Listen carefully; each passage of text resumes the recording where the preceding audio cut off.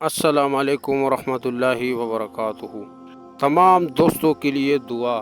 اے ہمارے رب، ہمیں بے روزگاری، تنگ دستی، محتاجی، رزق میں کمی، قرض، مرض اور اولاد میں دکھ، ناگہانی موت، بری نظر اور حرام کمائی سے محفوظ رکھنا، آمین یا رب العالمین۔ سیدنا ابو بکر صدیق رضی اللہ عنہ نے رسول اللہ صلی اللہ علیہ وآلہ وسلم سے عرض کیا، اے اللہ کے رسول صلی اللہ علیہ وآلہ وسلم، آپ مجھے ایک ایسی دعائیں سکھائے جس کو میں اپنے نماز میں بھی مانگا کروں اور اپنے گھر میں بھی مانگا کروں۔